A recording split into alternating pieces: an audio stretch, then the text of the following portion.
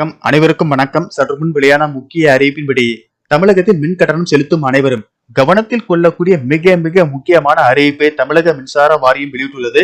இதை பத்தி விரிவாக தெரிஞ்சுக்கணும்னா இந்த வீடியோவை கடைசி வரைக்கும் ஸ்கிப் பண்ணாம பாருங்க. வீடியோக்குள்ள போறதுக்கு முன்னாடி இந்த வீடியோக்கு ஒரு லைக் பட்டனை பிரஸ் பண்ணிக்கோங்க. இது வரைக்கும் இந்த சேனலை சப்ஸ்கிரைப் பண்ணாதவங்க சப்ஸ்கிரைப் பண்ணிக்கோங்க. தமிழகத்தில் மின் நுகர்வோர்கள் மின் கட்டணம் செலுத்துவதில் புதிய மாற்றங்கள் கொண்டு வரப்பட்டுள்ளன. தமிழகத்தில் மின் நுகர்வோர்கள் எண்ணிக்கை 3,32,00,000 உள்ளது. வீடு மற்றும் அலுவலகங்களில் 2 மாதங்களுக்கு ஒருமுறை மின்சாரம் கணக்கெடுக்கப்படுகிறது.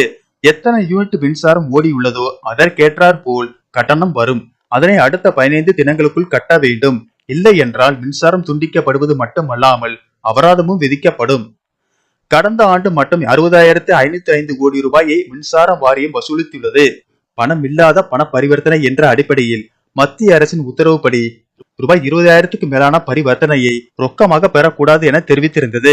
இதனைத் தொடர்ந்து மத்திய அரசின் உத்தரவுப்படி தமிழக மின்சார வாரியம் முதலில் ரூபாய் 20,000க்கு மேல் ரொக்க பணத்தை ஆன்லைனில் கட்ட தெரிவித்திருந்தது.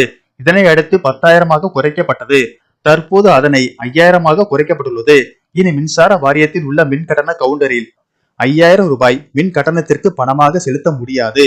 இன்று முதல் 5,000 ரூபாய்க்கு மேல் உள்ள மின் கட்டண தொகையை காசோலை டிடி மூலம் மட்டுமே செலுத்த முடியும். அதே நேரத்தில் ஆன்லைனில் செலுத்த எவ்வித கட்டுப்பாடும் விதிக்கப்படவில்லை.